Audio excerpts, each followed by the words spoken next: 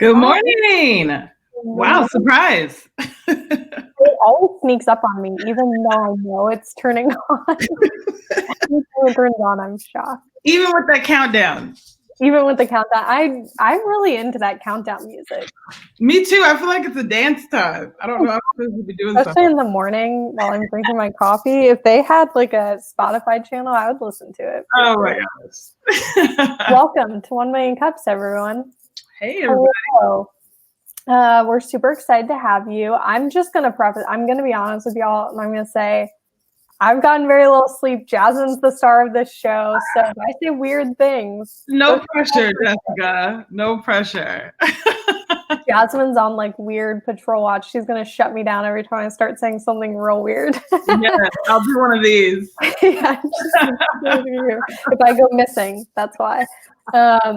Seriously, thank y'all for tuning in. We are super excited to be back with you. This week we have not one, not two, but 3 super awesome founders that I'm super excited for all of y'all to see their presentations. I'm excited to see their presentations. And then we have an amazing community spotlight that is investment based. And I know that there are some of y'all out there interested in getting into investing or interested in getting investment. So I'm really excited to have her come and speak with us. And it's going to be a great day. We're going to zip through it before things get weird, and it's going to be wonderful. Jasmine's like, I don't even know what to do. That it's not already weird, Jessica. That's what that statement says. This is the standard of my life at this point. So a little bit of background about 1 Million Cups. If you are new here and joining us and you're like, who are these 2 random girls that are these random fabulously morning people? The best thing that's ever happened to your Wednesday morning. So 1 Million Cups is an educational initiative of the Kauffman Foundation. We normally meet every Wednesday morning at 9 a.m. And since you don't get to see our smiling faces in person, we are doing every other week virtually here with you. And then of course, you're always free to interact with the videos. They're posted on our social media pages after the fact, and you can comment. We definitely encourage you to engage with the presentations. We encourage our presenters to go back and check the comments and keep in touch with what's going on once the video has been posted. So hopefully for those of you that did not want to wake up and join us this morning, you will still be able and have the opportunity to watch the presentations and engage after the fact. But 1 Million Cups is cool if you've never attended 1 Million Cups, because there are over 500 1 Million Cups chapters throughout the United States, and all of them meet Wednesday mornings at 9 a.m. And the awesome part about that is it means when you come here and you join us virtually or in person, you are not only supporting the Dallas entrepreneurial ecosystem, but you're also participating in a bigger conversation about entrepreneurship throughout the United States. So Jasmine and I are super excited. Well, I'm not going to speak for Jasmine. Maybe she's just like seething in her head. Oh, extremely excited. And Jessica, you should introduce yourself, because not everyone literally knows. There may be 2 people that don't know you. I was on a Zoom happy hour last night, and I had to introduce myself, and it was for, I'll give a 2-second background. It was for an award I was winning for my undergrad. And I introduced myself and did not say, they said, oh, tell us about your Southwestern experience. I didn't say one word about Southwestern, and I didn't realize it until 5 people down in the intro, and then I was like, I failed. I can't be trusted to introduce myself on Zoom calls. My name's Jessica Vittorio. I'm a startup attorney. I specialize in. Here. Oh my God, he's the real star of the show. Out the way, Jessica. Oh my God, this is actually making my morning. This moment right here. I wish my dog was well behaved enough to put him on camera, but he's. No, this isn't well behaved. This is what we call a diva situation. I just have to get it out the way, and then we're good for the rest of the day. That's what I like about him, though. A true star. Hello, Cash. My name is Cash. My name is Jasmine. I'm a local entrepreneur here in Dallas, Fort Worth, and this is Cash, my coworker and colleague. Oh. Yes. Co-worker. I love it. He needs a little t-shirt. I want to give a plug into our social channel. So if this is your first time, we know a lot of people will tune in live this morning, but quite a few tune in after this because not all of us are morning people. So feel free to connect with us on all social platforms for 1 Million Cups Dallas. And we're always looking for founders, Jessica, right? Always. I feel like I spend so much of my life looking for founders. So if you are interested in applying, how can they find the application? You can connect with us on social media. Just send us a DM. Or if you're on Facebook now, put it in the comments too. And by the way, with our founders today, we want you to engage with them in the comments. Whether you do the live comments today, if you're tuning in, or if you watch this later, feel free. It's still not too late to put comments, to make some updates or some suggestions in the comments. But reach out to us that way. You can also shoot an email to dallas@1millioncups.com too. Awesome. Well, I don't want to waste any time. We have three awesome companies lined up. So should we welcome our first presenter? I'm super excited about this, y'all. And as she's presenting, think about Anne Hathaway from The Intern. I'm prefacing with that. Candace and I already talked about this backstage. Yeah. Candace, can you introduce yourself and welcome to 1 Million Cups Dallas. Good morning, ladies. Thank you so much for having me. I would second that. Please also make sure that you think about Anne Hathaway. And if you could also send me the vibes of all her millions of dollars as well, that would be excellent. But I am co-founder and CEO of Departmynt. I'm super excited to talk with you guys today, and I'm ready to get started as soon as you are. Cool. Well, without further ado, we will leave the screen and we'll go ahead and add your presentation in, and good luck. Excellent. So Departmynt is a personal shopping platform for women, by women, powered by AI. And this morning, I'm going to talk to you about why it is so essential. So full disclosure, at some point of this presentation, you might hear a dog bark or a 2.5-year-old cry, but don't be alarmed. My husband has my back today. So I'm somebody who really cares about what I wear. And it's not just because I'm into fashion, I'm into looking good, but it's because I legitimately have a better day. And there's just a little bit more pep in my step when I like what I see in the mirror. But let's talk about that day. It's wild, y'all. I mean, from the minute I wake up until the minute I go to bed, I am moving about 1,000 miles a minute, whether it is checking in with my husband, where it's taking care of our boys, whether it is working full time. And so what I find is that very often at the end of my very busy day, what I have not found time to do was shop. So I decided a long time ago that I was going to try out some of the personal shopping solutions out there. So I tried the competition out, and here were my findings, as well as the findings of some of the other individuals in the market. So Stitch Fix really caters to a singular style. This is probably the shopper that you guys are most familiar with. I respectfully call their style kindergarten teacher. To this day, I legit have no idea why I received so many cardigans, because cardigans are not my jam, but that was Stitch Fix's MO. Trunk Club is just really cost prohibitive. They are gonna have items that cost between $50 and $300 a piece. And I was looking to spend no more than about $100 a piece. And then with Amazon Personal Shopper, I mean, let's be honest, that is one sprinkle on a huge behemoth of a cake. And so their personal shopper experience really feels like an afterthought. It's not super exciting to buy a new dress from the same place that I actually get our bulk dog food from. And so in my research of saying, I'm really not finding what I need out there, has anyone else experienced this? What I learned is that there are lots of women who have experienced this, who need someone to just help them find new pieces, and they haven't found something out there that works for them. What's been really amazing for me is that not only did I connect with women that have the problem, but I also connected with women that can solve the problem, that ultimately became my co-founders, who have years of experience in full stack development, serial entrepreneurship, UI UX strategy, and product management.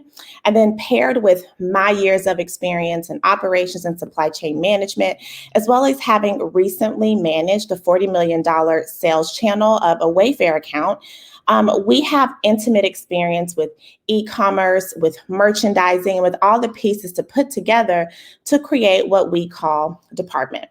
Departmynt pairs AI and data a whole lot of data with style and size inclusive sourcing to create a personalized shopping experience for every user. What you see on the right here is a snapshot of our homepage in the app. So this woman would have already completed the quiz and she's able to check out her matches.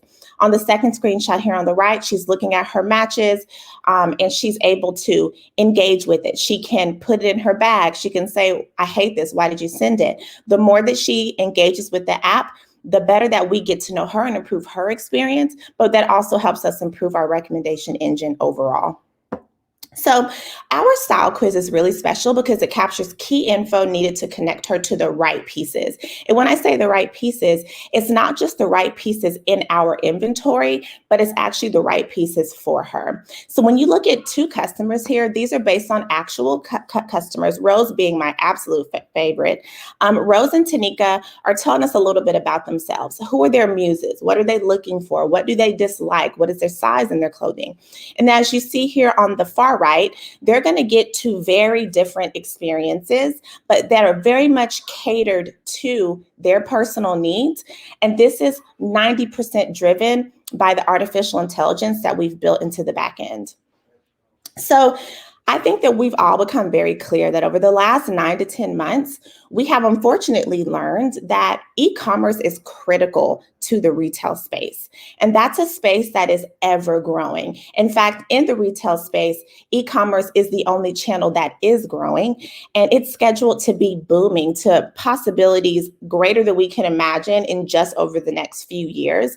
And on top of that, 48% of consumers spend more on their clothing when their experience is personalized. So let's talk about those consumers and the women that we're seeking to reach. She's aged about 25 to 50. She has an annual salary of $40,000 or more. And I like to call her the Nordstrom Rack shopper. That means that she's looking for high fashion, high style, high value, but not necessarily the high price. And while she may be trying to solve a problem like my dear Rose, who's a 4X, so she has trouble finding clothing in her size, most of the time, she just wants a wardrobe to envy. She just wants to look and feel good, and she doesn't have access to those products that do so in one place today. So of those 22 million women, let's talk about how much the current solutions are gobbling up. So we have 22 million women that fit within our demographic. Stitch Fix boasts that they have an active user count of 3.5 million users, and that includes men and children. So that means that they're capturing less than even the 3.5 million that they boast. So that leaves a big piece of the pie there for us to grab. And then also when we look at U.S. women's apparel revenue for 2020 at $192 billion, again, using Stitch Fix as a proxy, their projected 22 revenue was $1.8 billion. So what I'm seeing here is that while they've accomplished what they have, we're going to come in and pick up the users and create the experience that we need for the consumers who are not currently met with what's out there in the market. And what we see as our active user target based on our research is 7.4 million women with a total addressable market of $3.95 billion. So what sets us apart on the consumer side, and this is what I really want to drive home, is that we are style and size inclusive. I like to say that no matter if you are looking for the kindergarten teacher look, if you're full golf, girl, we got you. And the best part about it is that you get to access our matches for free. Our free experience is more than enough to get you what you need. Our pieces retail for $10 to $100 a piece. And most importantly, our product is built for women by women, and that's even down to the person who's developing the product, who's ensuring that you're getting app experience that makes sense for you. So we feel really confident that we're going to be able to create something that meets the needs of our consumers. Now, what sets us apart operationally is even more important. So we don't ship boxes. The customer orders as she pleases. In our app, once she sees her matches, she then is having a normal e-commerce experience where she buys what she wants, puts it in her cart, and she gets it delivered to her.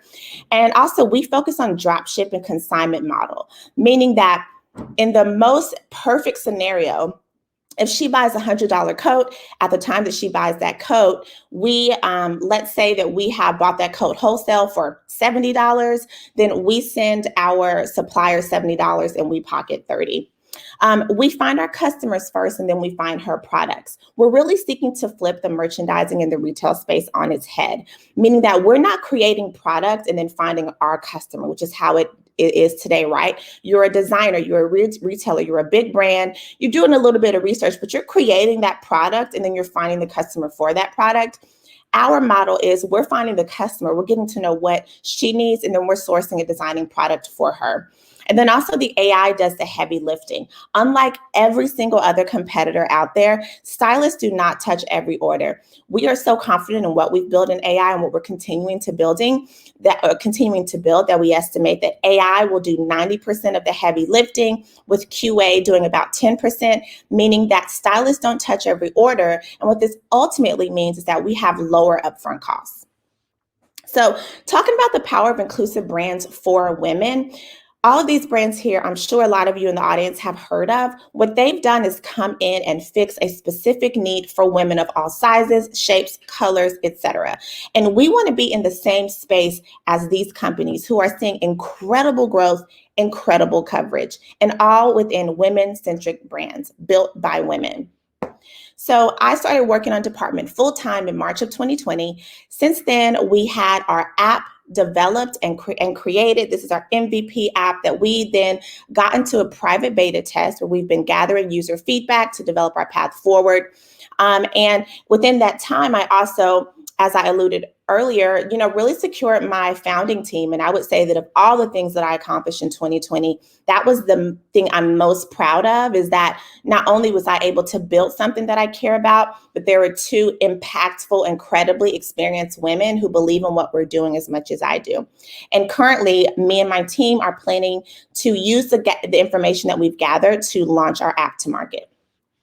So currently we are seeing $350,000 at a $2 million pre. And what we aim to accomplish with that is to launch our iOS and Android app. We should see about $285,000 in revenue, 700 net plus active users, and we'll be able to grow our core team. The best part about how we'll spend that money is that because we've got a developer on the founding team, then we'll be able to focus most of those proceeds on cost of goods sold, hosting, and operations. So the future for retail is huge. The future for Departmynt and retail is even better. We plan to expand our assortment with a focus on small businesses and sustainable products. We see huge opportunity for brand partnerships and licensing, and that's two-pronged here. So that could be that we're using APIs to tap into existing inventory that we can find users for, or that we are licensing our technology to brands that fall outside of our customer market so that they can then create better experience for their customers.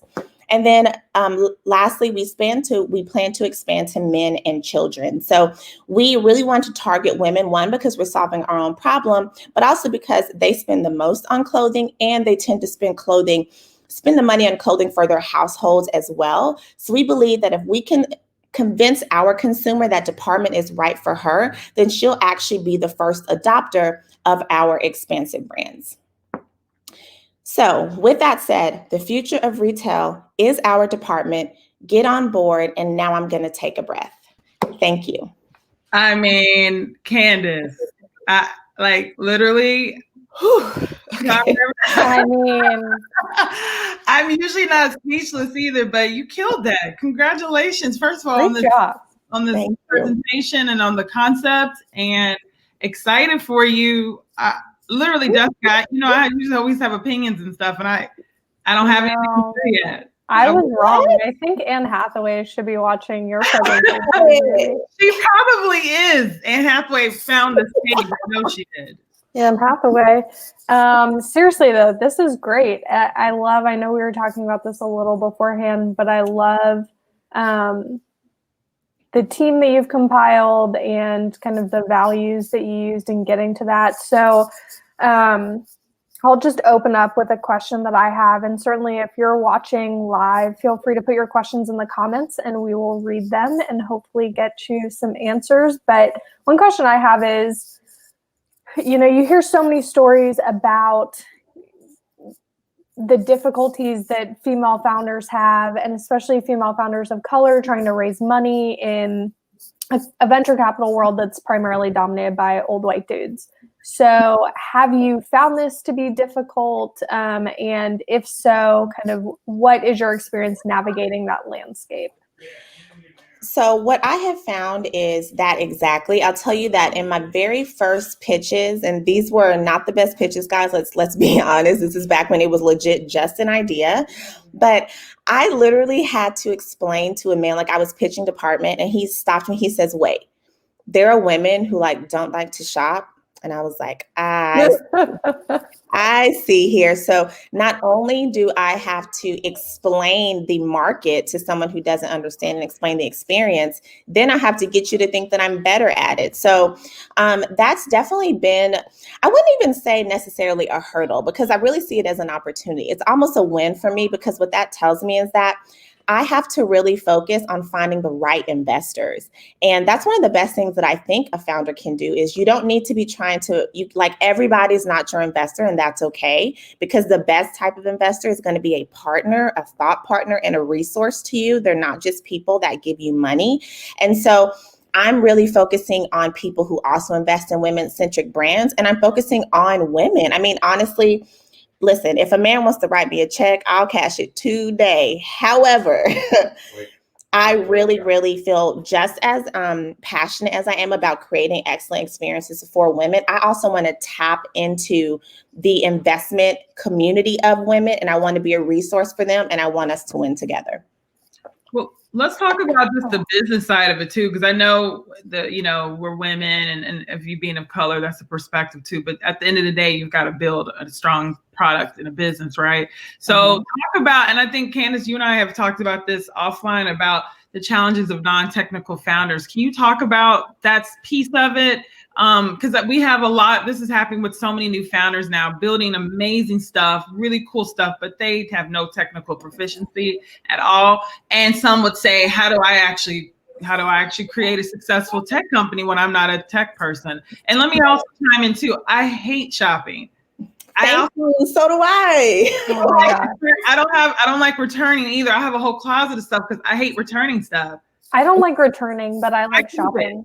Yeah, I keep it. But tell us about the challenges and the successes and the wins for being a non-technical founder building a tech company.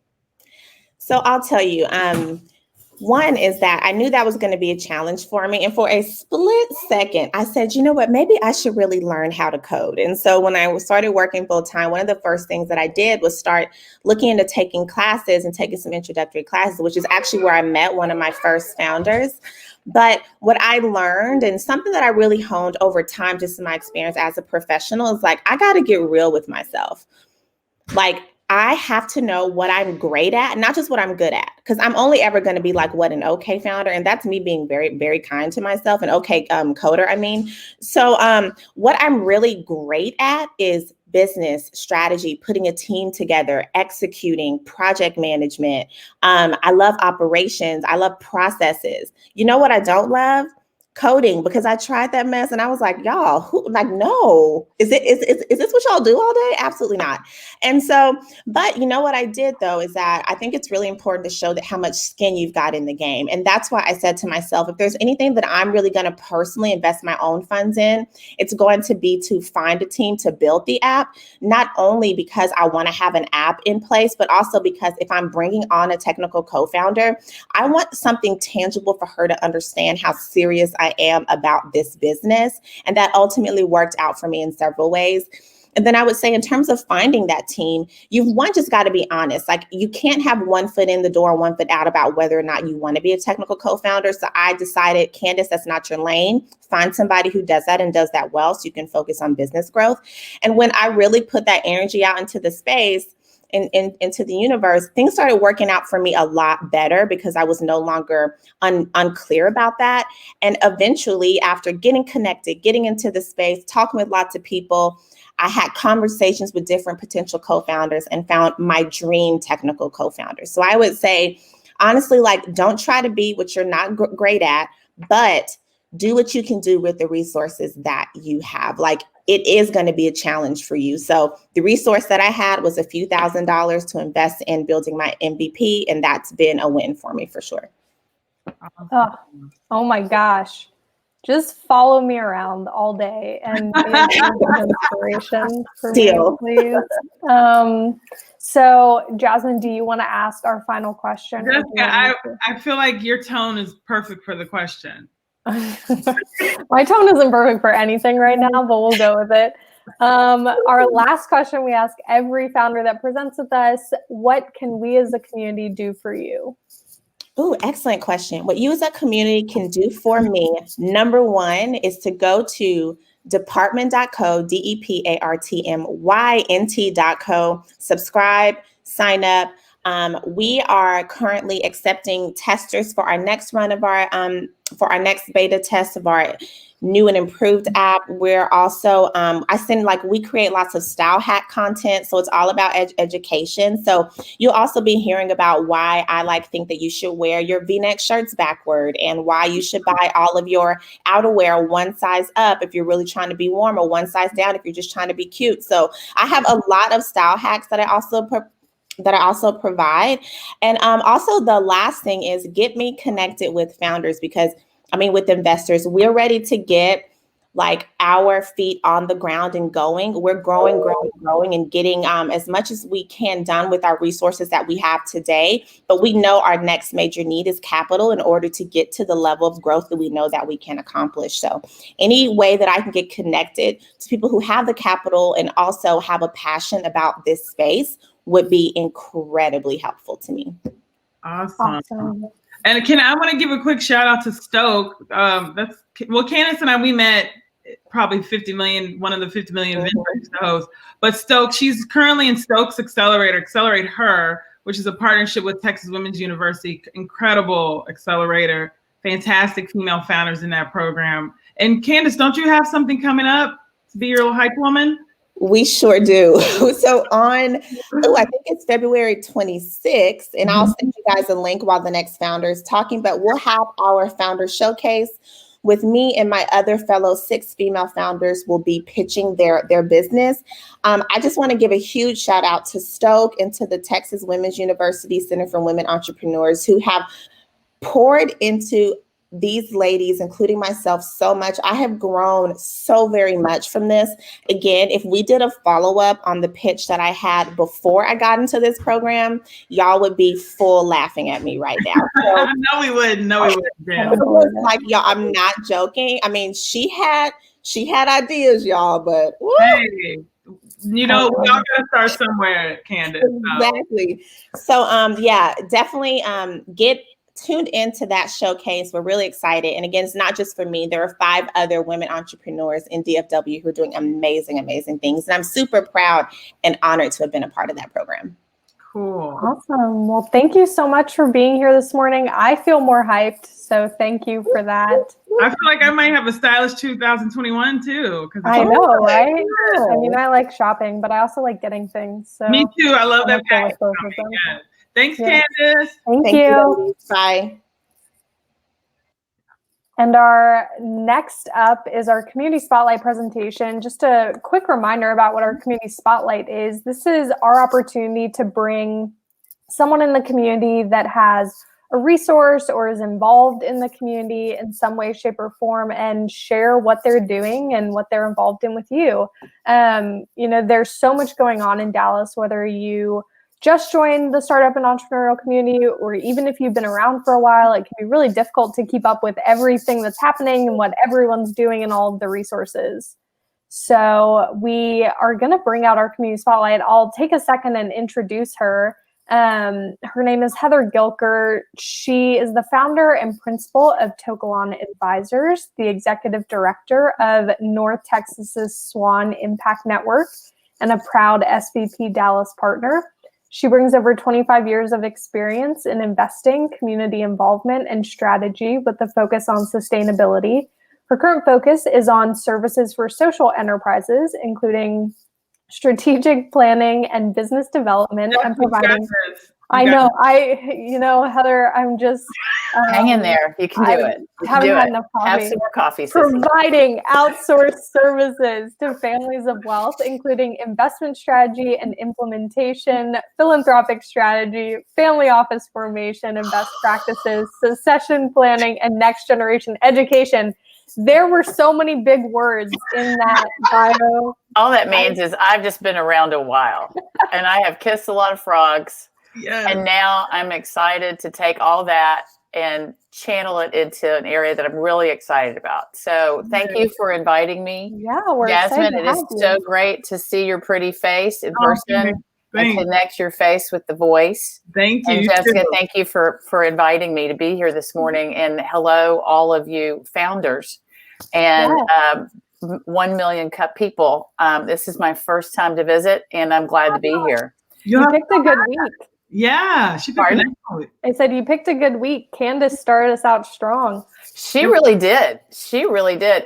And Candace, I'm with you. I think it's I have a dog in the background that's trying to get me to do yoga with her on the ground. And dog yoga is very different than goat yoga. So I will just try to keep her out of the background. But I want to talk just really briefly about a couple of things, resources for you founders. And also to reach out to other people who are joining this morning about some ways that we're excited that we're leaning into impact investing in Dallas and Texas. And so I want y'all to know about it, and I'll talk briefly about it, and then I'll give you some ideas of how you can connect. So I am excited to be the executive director of Swan Impact Network. It used to be called Southwest Angel Network. And the mission is a group of angel investors who have a mission and a passion to make the world a better place. And that's by supporting dynamic startups that are striving to address serious challenges that our society faces. So those challenges can be in environmental and clean tech. They can be improving educational outcomes, improving health outcomes, and empowering disadvantaged groups. This is a rapidly growing and nationally prominent impact network, and I'm as excited to find it. I've been looking for an angel network to be part of, and this hit all the buttons for me. There are women in the group, which I love. I mean, I'm used to being the only woman in the room, but I'm excited. I want us to have more women angels. To Candace's point, and Jasmine and Jessica and I have talked about this. If you want to fund more Candaces of the world, you've got to have more women angels. And so I love this group because there is an intentionality about that to be diverse. Also, 40% of our founders are underrepresented. So they're women or underrepresented people of color. And we are investing in double bottom line companies. So those are companies that have a solid plan for financial success, but they are going to deliver on measurable social or environmental impact measures. And we look at those as the Sustainable Development Goals that the United Nations has put out. So if you want more information about that, what the heck is that? And does my company check any of those boxes? Go to our website at swanimpact.org, and there's a whole bunch of information there. Now, the reason we're in Dallas now is because of a collaboration with SVP Dallas, and that's Social Venture Partners Dallas. Jessica is a Dana Jewett resident there. I'm excited. And I'm a partner at SVP Dallas. And SVP Dallas is a group of over 200 partners who are providing their pro bono consulting expertise to nonprofits and social enterprises around the city of Dallas. They've been doing it for over 20 years. And really, that's a wonderful impact investment of itself. But we decided we wanted to find a way to put more dollars to work. And so last summer, we came up with some strategies, and joining Swan Impact Network was one of those. So we now have got a collaboration with them, and we are busy educating and looking for Dallas angels who want to be SVP Dallas Partners and Angels, or just Swan Impact Angels. So I'm going to try and share my screen here. I'm a Zoomer, but let me see if I can share my screen. We've got one coming up next week that is, let's see here, share screen. Can you see it? Did that work? I'll let Jasmine. No, not seeing it yet. Okay. Oh, here we go. Let me hit that button. And then, did that work? Nope, don't see it. Okay. We can post it though. Yeah, if you'll post it for me, that'd be great. Yes. So I should have rehearsed this. That's okay. I'm sorry. No, you're But fine. anyway, You're next great. week on the 4th, I'm excited to be part of a panel discussion with Ty Robinson, who is a principal of CapEQ, Juan Thurman, who is a director at Swan Impact Network, and he's a board member at Div Inc. out of Austin, which is a wonderful accelerator for Black and Brown founders, and also with a fellow out of, I believe, DC, who's got an impact network, an impact fund. So we'll have a great conversation and a webinar through SCP Dallas.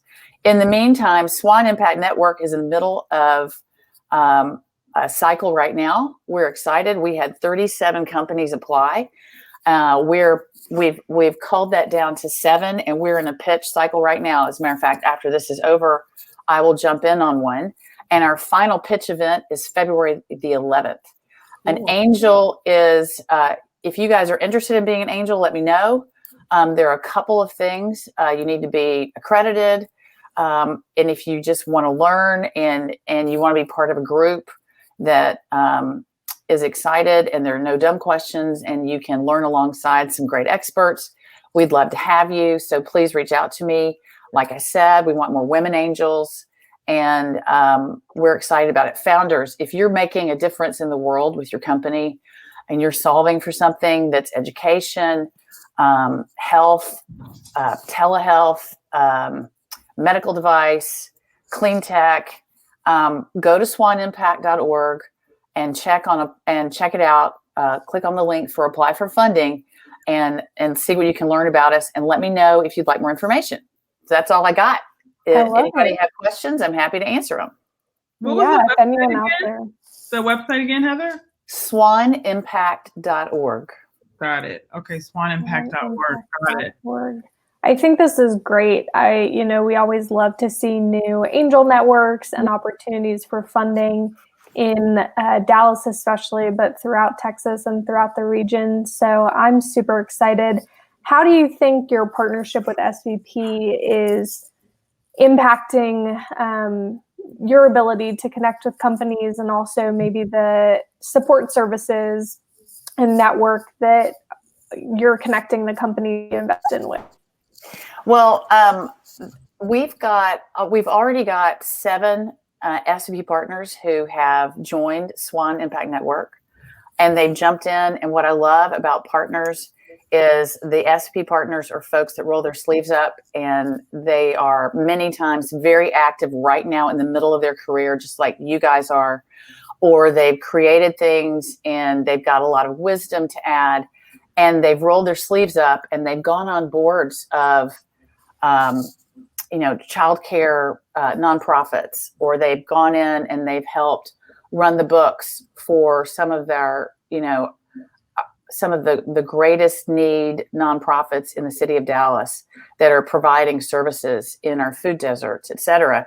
And that gives them some really interesting insights. So if you take your business skills and you take some of this work that you've done in community, you've really got some wisdom to add to some of these founders that are coming through. And it's a really great chance to put your money and your time and your talents together. So that's what I'm excited for. Also, because SVP Dallas has just been so active in the Dallas community and has got great partnerships with folks like Texas Women's Foundation and Communities Foundation and Dallas Foundation, there's just a real chance to connect to more founders and to more angels. And the goal here is there needs to be more impact investing in Austin and Dallas and throughout Texas. And we're just a little bit behind the East and the West Coast. And we are some of the most philanthropic people on the planet. We've just been doing it a certain way. Mm-hmm. So I think the opportunity to invest dollars with the chance to return and put that money back into the foundation, or it counts on the program-related investments for foundations to make some of these investments. It counts, you're making a potential positive return. You're not just writing a check and making a negative return. Those are things that the time is now, I think, for Dallas and Austin to hold hands. And when we do that, we're going to get more founders to more angel investors. Cool. Heather, thank you so much for joining us. We definitely will promote. It sounds like you have some exciting stuff happening this month. Thank y'all so much for including definitely. me. And I look forward to listening in on more of the founders and what they have to say before I have to jump into my next. I know. I was going to say she's got a morning of pitch presentation. It's just day 3. And we've got 2 more incredible founders here with 1 million companies. Awesome. Thanks, Heather. Well, thank you so much for being here, Heather. Awesome. Heather was too nice to us, though. She was like, people are just at the peak of their careers, like Jasmine and yourself. And I thought to myself, this is me in the peak of my career right now. Peak of my career makes me feel like that she means we're young at this point. For me, Justin, since I'm a tad bit older than you, you saw I took that compliment. I didn't say anything. I have a birthday coming up, and I saw that number. I'm not going to share it here, but I saw that number written on a card the other day from my mother, and I almost threw it in the trash. Jessica Vittoria. Yeah, we'll talk about your number when you get to certain other numbers, okay? I have back pain literally just sitting here. Okay. What a great start for Armin to bring Armin up as we're complaining about our age. It is. We are so excited for our next presenter. We have 2 more presenters. Hello. Good morning. Thank you for being here. Please take us off the screen so we can stop complaining about our age. Now, Armin, if you want to go ahead and share your presentation, also just tell us a little bit about your company before we let you start your talk. Can you hear me? Yeah, we can hear you. Yeah, my company is Got It. It's a mental guide for athletes. Ah, cool. Awesome. Mobile app. Short and sweet. So if you want to click the share button, we'll go ahead and put your presentation up if you like. I tell you everything in my presentation. Okay. Our favorite kind of presentation. Yeah. Can you see that? We can. Great. Perfect. Okay. Hello, friends. Thank you for your invitation. Very appreciated. I'm Armin Arustamov. I'm a CEO and founder of Got It. Got It is an internal dialogue mental app for athletes. So I'm a former professional tennis player, psychologist, and co-founder of Tennis Academy in Florida, in Orlando. And for 6 years, we noticed one simple problem, that life of student athletes is pretty busy and stressful. So, and according last NCAA research, due to a social isolation in COVID time, rates of student athletes' mental problems increased by 250%. So loneliness, uncertainty, and anxiety, fear of losing athletic conditions, and consequently sports scholarship, all these things make a huge pressure on the student athletes. And we decided to solve this problem and help college and high school athletes develop their mental toughness, not struggling, but using social isolation to act as their own mental coach through the app, anytime, anywhere, and with complete privacy. And we developed the internal dialogue mental app with 2 secret sauces. With the Q&A algorithm, allows user talk with oneself like with another person, and pop-up hints guiding user ask and answer effectively. So it works like a role-changing game where user communicate from mentee role, communicate with oneself from mentee role, and then from mentor role. And all this being recording. And in the end of this internal dialogue, they have a chance to listen to this internal dialogue from third observer role. I can show you how it works in our prototype. Can you see this? So the user got the short instructions before using the app. And start new dialogue from the mentee role. Mentee tell about their most exciting problem. I feel lonely and anxious because of this terrible social isolation. Nothing makes sense. I don't want nothing.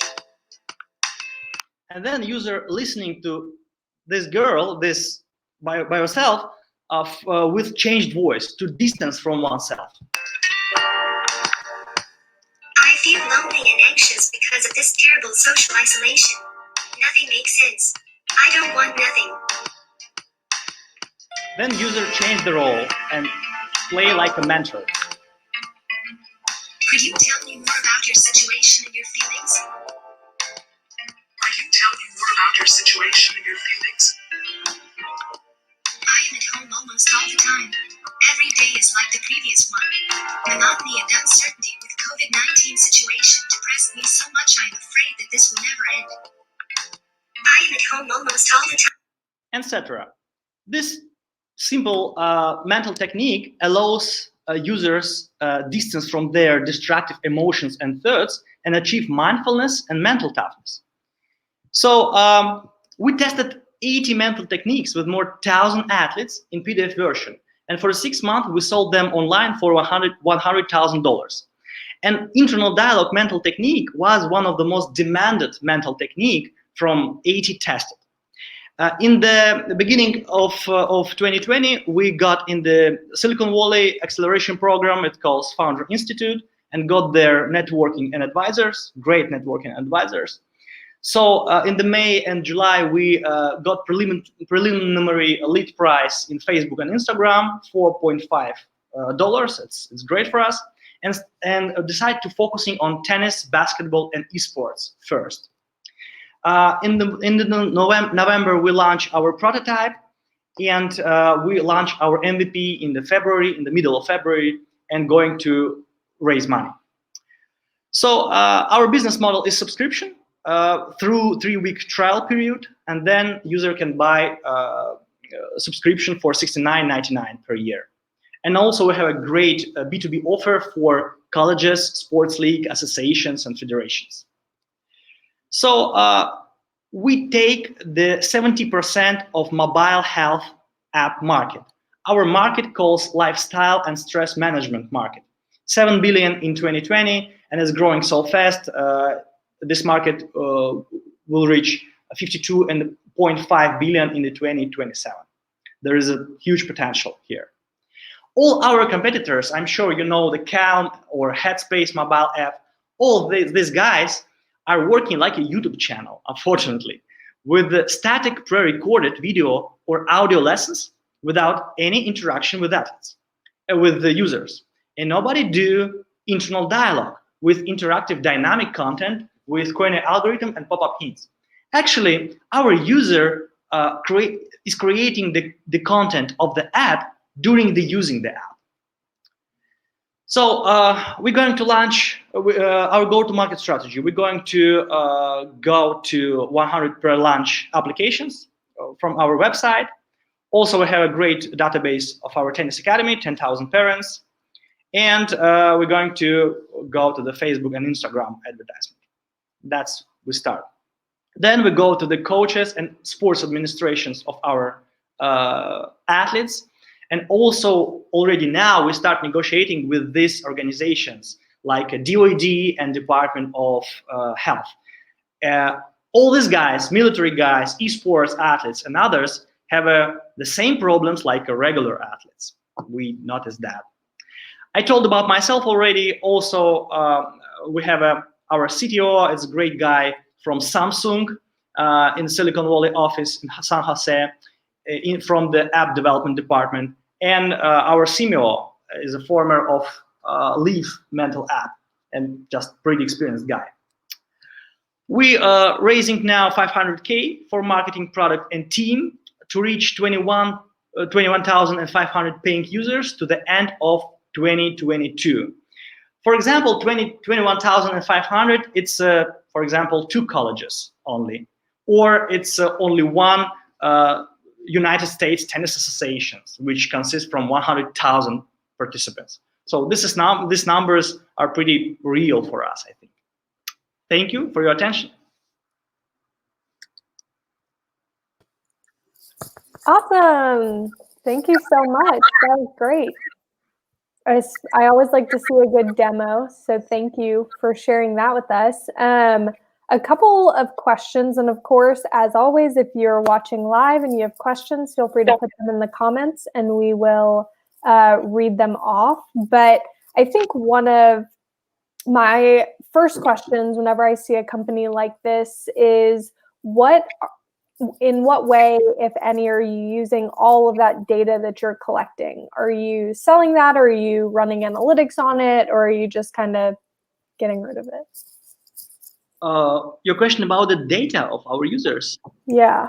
So we have all of this like voice recording and stuff. What's happening to that? Voice record. Yeah, we thinking about it all the time. Just it's a pretty like a privacy question, right? Mm-hmm. The privacy. It's a very personal information, and I don't have the straight answer on this question right now, but we will do everything that all the data will be safe. Awesome. Thank you. Jasmine? Yeah, I was thanks so much for your presentation, Armin. It sounds very cool. And I think this space is a hot space. I mean, before pandemic, it was already trending upwards, but I think the pandemic and what's happened to everyone, not just athletes, has created some buzz in this space. What about marketing? I saw your CMO listed on your deck.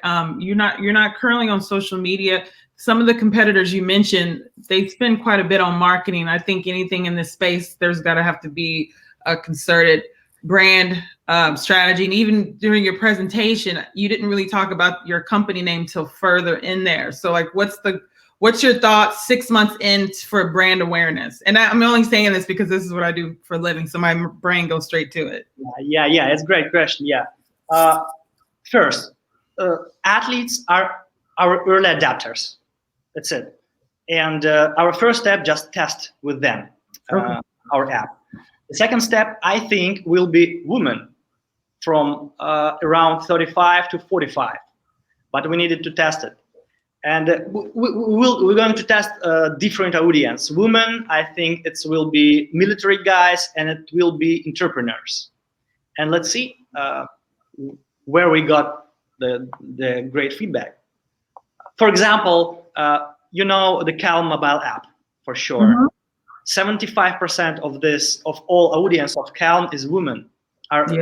Yeah, and that's great. They need it, especially in this. We needed it. Yeah, we needed it before. Yeah, I need it. I need it right now. Yeah, I have it on my phone. And answering on your last question, what can you help us? Yes. Would you use it? And how often do you experience the internal dialogue? Very interesting. Yeah, I would definitely use it, but and as someone who works with a ton of women and markets towards women, I look to see cosigns and see other people using it or talking about it. So I think that is really important to start to build those conversations, but publicly, because you're doing a lot of things behind the scenes. Start bringing it outward so that we can kind of be part of that dialogue with you. So even just getting your social channel started, I think was a good start. And from the beginning, putting your logo like first thing up, first slide. Okay. Yeah. Gotcha. Thanks. I love it. I'm always looking for ways to, mentally center and just prepare myself. So excited to see where it goes. And you took the last question out of my mouth. So normally I would say, what can we as a community do for you? But the answer is feedback on the app, apparently. Are you running a beta or it's available now? Yeah, it will be available in February, at the beginning of February. And and we are looking for the investments too. What's the website, Armin? We'll put in the comments. Your website? Gotit.live. Got it. Got it. I love it. Yeah. Well, thank you so much for being here. We appreciate you, and we will keep track of you and update us once you've launched and achieved all of your success that you're going to get. Don't forget the little people, Armin. Yeah, sure. Thanks. We'll talk to you later. Bye. Okay, that was great. 2 wonderful apps. I'm telling you, I could use some work on my inner dialogue. So I'm just gonna be having conversations with myself on Armin's app all the time. Yeah. But last but not least, we have one more incredible founder. I'm really excited to hear from Sean. I'm excited to hear from Sean too. Yeah, Sean, what's up? Sean. I'm excited to be here. Both of those were great. They make me, I'm a little intimidated. Don't be intimidated, Sean. Sean, you got this. You got this. Sean, tell us a little bit about what you're going to be talking your business today, and we'll go ahead and let you get started. Sure. I'm going to be talking about Armchair Telethon. And I've been doing professional fundraising for nonprofits and even businesses and politics and all this stuff for nearly 30 years. And it's honestly something I've never seen before. I'm going to say a few things today I would not have believed a year ago. So it should be an interesting conversation. Great. So if you want to go ahead and share your presentation again, we'll let you get started. I am sharing. Here we go. And how's that? Are we good? You are. Great. Okay. Hello, 1 Million Cups. I am Sean Spence, CEO of Armchair Telethon, the 100% online, easy for you fundraiser. Never leave your armchair. The problem that we address, the problems are very simple. Nonprofits and others need money. They need to get their message out. They need less expensive alternatives. We are certainly not the only solution, but we are a solution to be in the toolbox for fundraisers, marketers, executive directors. We create virtual telethons that change the game. I mean, I've been doing this for almost 30 years, and I honestly have never seen anything quite like it. For those of a different age than I am, who did not grow up with things like the Jerry Lewis Telethon and the Children's Miracle Network Telethon, to give you a quick rundown, what we're talking about is long-form entertainment. So what it used to be was like the Jerry Lewis Muscular Dystrophy Telethon, and they had every kind of entertainer you can imagine, singers and dancers and jugglers and plate spinners and comedians and magicians and God knows what else, over the course of like 24 hours.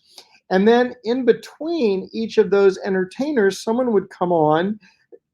Could be a movie star, it could be just a regular person, it could be somebody with the issue we're talking about, but they would come on and talk about muscular dystrophy, and they would talk about why it was important to donate. And all of this would be broadcast on TV. People would see it, millions of people would see it, and a tiny percentage of those people who saw it would then donate. But because of the law of large numbers, even a tiny percentage led to thousands and thousands of people who gave millions and millions of dollars, and they raised lots of money for nonprofits. And so this telethon format has been very successful in a wide range of situations over many, many decades. So what we do is we take that whole thing and we throw it up on the internet, and we create a virtual version of those old telethons. So it's long form entertainment. Ours are 8 hours, and we provide entertainment of all kinds. And in between those entertainers, we're talking about the charity. And instead of people having to call in and make pledges, they're able to make the donations right then online. And, you know, we're helping raise a lot of money and also get a lot of social media attention and other kinds of attention, and providing some really cool solutions for nonprofits and some other applications that we can discuss. Our primary market is nonprofit organizations. So think your Boys and Girls Club, your food bank, your United Way, your every kind of organization you can think of there locally, whatever your favorite is, that's who we mostly work with. And then we do have some business applications that I could talk to you about if somebody wants to in the Q&A. Our business model is very, very simple. Thanks to some proprietary processes that really I've been developing over many, many years, we can do these virtual telethons absolutely anywhere in the country from anywhere in the country. So I live in Missouri, and we have done a telethon in Fort Worth. Not in Fort Worth, but a national telethon for an organization that's based in Fort Worth. And they were so happy. That was several months ago. We're already scheduled the second telethon for them. So we're doing a national telethon. It's actually the Shaken Baby Alliance there in Fort Worth, which, there couldn't possibly be a sadder, more heartbreaking issue, but they're doing incredible work at the Shaken Baby Alliance there in Fort Worth. So you should check them out. But very simply, we charge a fee. It's a flat fee. I'm happy to get into it. It's also on our website, armchairtelethon.com. Very upfront about that. And it's just a straight fee. We take our money, we do our work, we go away. It's very simple, very great with the cash flow because we get the money up front and on we go. Secret sauce, we have a small first mover advantage that actually is turning out to be a lot larger. I'm still, after 10 months or so, the only company that I can find that is doing this on a national level, based in one place and doing these all over the country. So like we just added somebody in California. We just added somebody in North Carolina. We just added somebody in Arizona. So we're doing it all over the place. And I can't find anybody who's doing that. We do have those proprietary processes that I can talk more about in Q&A if you want. We have a national network of super connected influencers. I'm happy to talk about that if you want, because it's really got value for entrepreneurs of all kinds. But I've got a 3-star general. I've got a guy who was a part of, at the time, the largest IPO in history, the Netscape IPO. He also helped market the very first laptop that was commercially available. I've got a woman with George Clooney's cell phone number, and he'll return a call. So kind of cool people and an amazing team. But building that list of influencers has made an incredible difference in what we've been able to do. Competitive analysis, like I said, there's little or no truly national competition. That's not going to last forever, but it really kind of is still the case today. But we're going to see more and more local competition, and we've seen that over the 10 months or so that we've been in business, and that's just going to grow and grow and grow. In 3 to 5 years, every nonprofit in the country will either be doing a virtual telethon, or they'll be trying to figure out how to do a virtual telethon. It's just going to be one more toolbox in their tool. It's going to be one more tool in their toolbox. Traction. We've been profitable since I even had a bank account. I had to create a bank account and create my LLC to deposit my first $12,000. And, it's just been amazing. We've been growing every month. The goal is to grow 15% month over month. We've been doing a little better than that. And we're in like 30 something states now. I lose track, honestly, but we want to be in all 50 states, really just so we can say we are. And I think we probably will be within another 90 days, or probably a good bit less. These are questions that someone might ask if they knew my story. I'm not going to read the list, so you might just scan it real quick, but they're just interesting things to talk about if you knew a little bit more about the company. But I'm happy to answer any question about anything. Thank you, 1 Million Cups. I am Sean Spence, CEO of Armchair Telethon, the 100% online, easy for you fundraiser. Never leave your armchair. Let's do my favorite part. Q&A. Yeah. Thanks, Sean. You did a great job. My first question is, I would like the phone number of the lady who has George Clooney's phone number. Can we make that happen? She's great. She was actually like a production assistant on all of the Ocean's movies. So she has a lot of cool people's phone Yeah, numbers. Brad Pitt in there too. Oh yeah. Okay. Well, I would like to talk to her for sure. I'll start a nonprofit if I have to.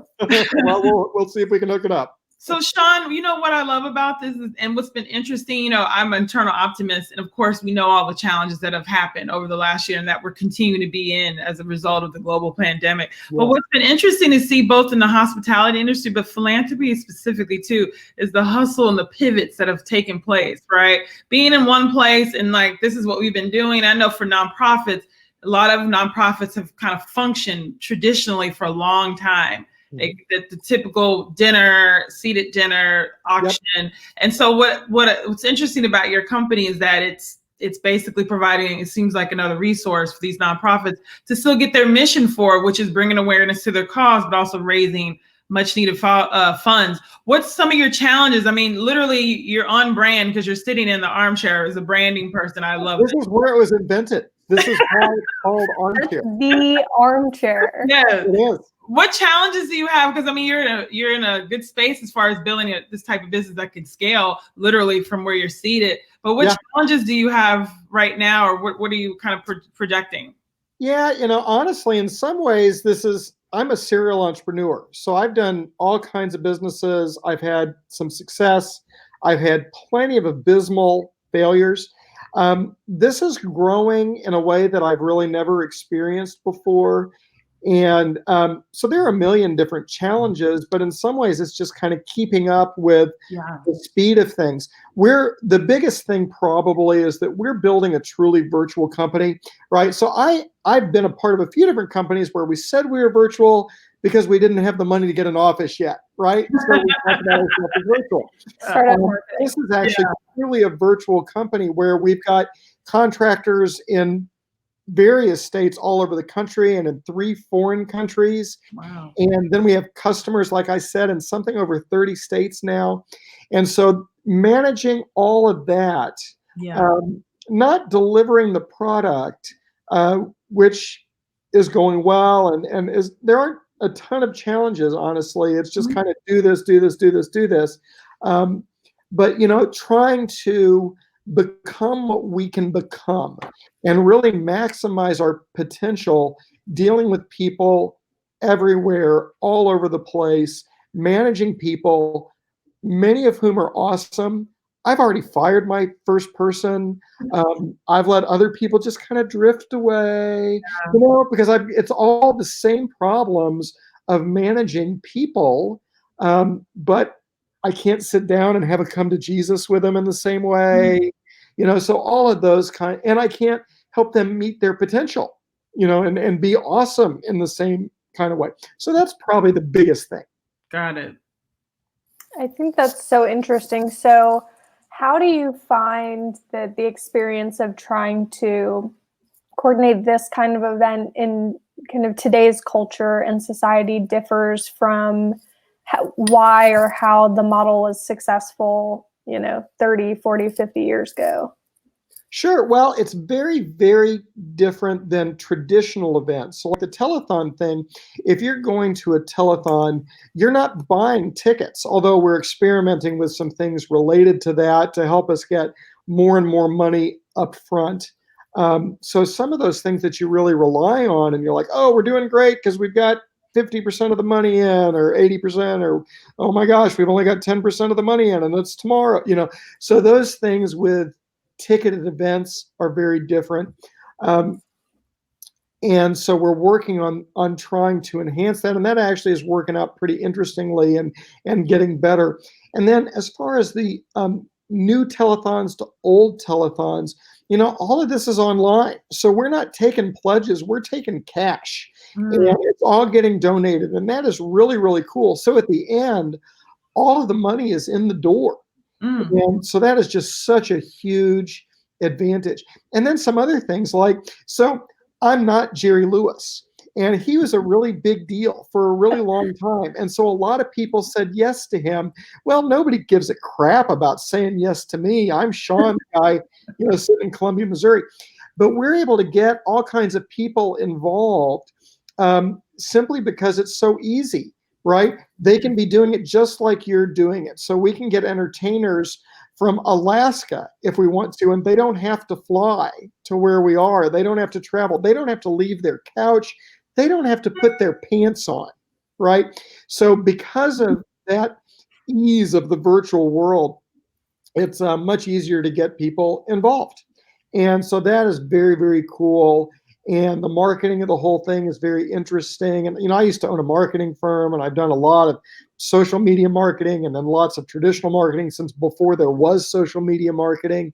And so there are all these things that are different and better, and in some ways, of course, more challenging. We've got a question for you, Sean. Is there a percentage guarantee for agencies participating? No, there's not a guarantee. And in fact, I work pretty hard to never say you're definitely going to get this, you're definitely going to get that, or we guarantee this or that, which of course was a bigger deal in the beginning when I didn't have any track record at all, right? I had one telethon that I'd done kind of as a lark and then said, oh gosh, this actually works really well. I think I'm going to start a business. And that's that's exactly what happened, right? So I did this one-off thing. And then, so when I went to the next person, but of course, the next person was somebody I knew, right? So my second, third, and fourth sales were all people that I knew. And so I didn't really have to convince them, right? They knew me. They saw the first one we did. and they wanted to duplicate that effort. And then I just keep expanding that circle. And as we expand the circle, being able to show them results and say, well, here's are things that you might expect. Here are the kinds of things we see. But no, we don't make guarantees. We just say, hey, here's the most we've done. Here's the least we've done. Here's the average we've done. I have no idea what you're going to be able to do, but here are the kinds of things we see.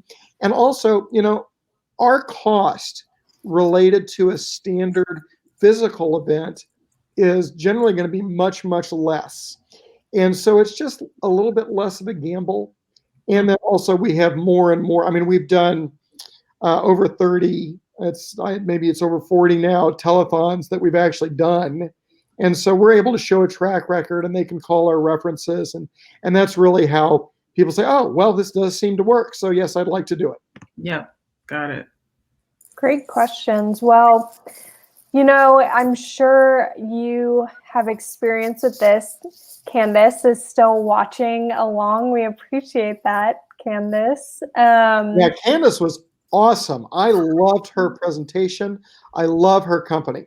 Yes. We've been so lucky today. Everyone that's watching this now, or everyone that's going to watch it once everyone wakes up and has some coffee, I know is going to be as energized as we are right now. But our last question we ask every founder, and you've had plenty of time to prepare now, so I'm expecting an A+ answer from you. What can we as a community do for you? Well, very, very simply, we mostly work with whatever your favorite nonprofit is, Boys and Girls Club, food banks, whatever it is. And we just need introductions. Most of the people that I talk to, most of the organizations I talk to do hire us. And if you want to introduce us to a nonprofit that needs to raise money and raise awareness, which is literally every nonprofit you've ever encountered in your life, you'd be doing us a favor. And honestly, you'd be doing them a favor. Awesome. I love it. That was a great answer. betternonprofits.org or well, you could go to betternonprofits.com, but armchairtelethon.com. And that was a COVID pivot, right? I started doing this little consulting firm, Better Nonprofits, that went down the crapper when COVID hit because nobody was hiring anybody at that point. Mm-hmm. And then it became this thing, and now this thing that's, I'm just trying to keep my arms around. So armchairtelethon.com. The best things happen that way. Yeah.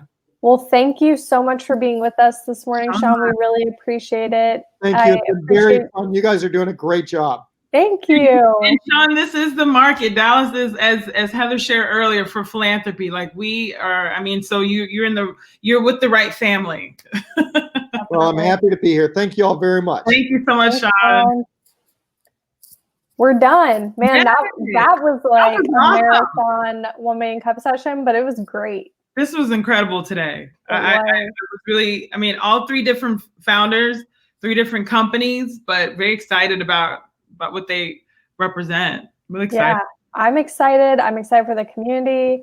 I am excited to see where these companies go. Yeah. We do like to check in with founders occasionally after, they've been out in the world, they've done some fundraising, they've done their betas or whatever stage they may be in. So definitely for all of you founders that presented with us, keep in touch. Don't be a stranger. We like to check in with you. And our audience likes to hear what you're doing. Everyone loves a good follow-up story, right? You get attached to people emotionally, and then you want to see where they are now. So we'll be back not next week, Jessica, but the 10th. So every other week we're kind of slowly moving forward, and we'll be, as you all are too, kind of checking to see when we can actually start meeting in person, but we'll be back on February 10th. So. And if you ever have questions about whether we're meeting a week or we're not meeting a week, you can always go to 1millioncups.com. And if you look at the Dallas community page, it will be scheduled and the companies that are presenting will show on our community page. So if you wake up Wednesday morning and you're like, is there 1 million cups or is there not? Go and check the Dallas community page on 1millioncups.com, and that will always give you the answer. Well, Jessica, I guess I don't have any more coffee left, but cheers to a fantastic. Cheers to a fantastic morning. Yeah. I hope everyone has a good rest of your Wednesday. And until we see you again, we will hear from you all on social, hopefully. Right, Jasmine? That's right. See you guys soon. Bye, y'all.